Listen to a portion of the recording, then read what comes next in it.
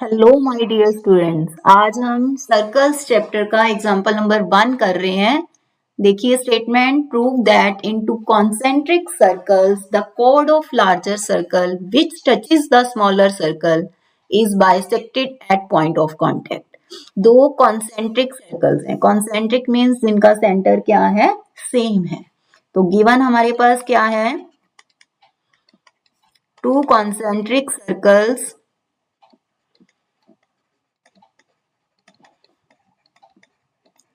with center O are given.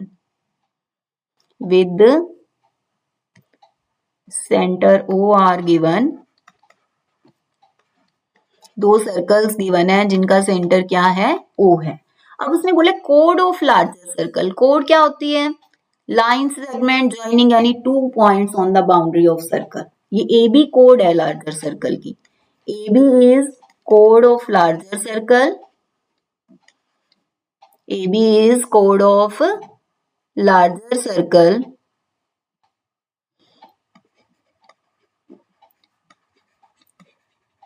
which touches the smaller circle. Larger circle की तो code है ये। And touch the smaller circle at P. AB touches smaller circle at P. P point पर touch कर रही है। हमें prove करना है कि जहां ये टच कर रही है वहां बाइसेक्ट हो गई। मतलब bisect means two equal part. तो हमें क्या प्रूव करना है, AP is equal to BP। हमें AP और BP को इक्वल प्रूव करना है।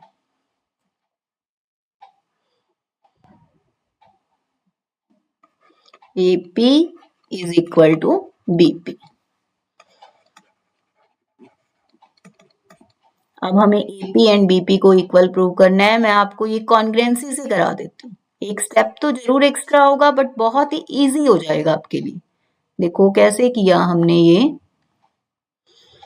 In triangle OPA and triangle OPB, OP common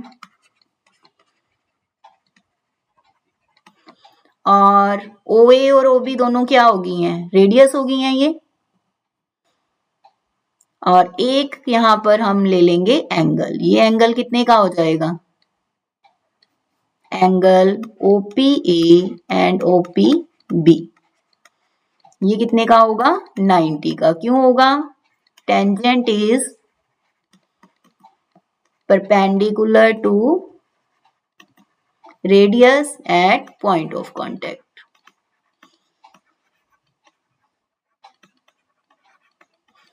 तो ये एंगल 90 हो गया।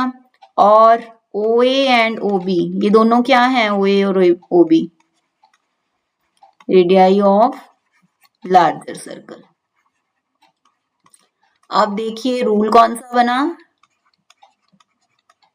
Triangle OPA and triangle OPB कौन से रूल से कॉन्ग्रुएंट आ गई, राइट एंगल के सामने हाइपोटेन्यूज और एक साइड।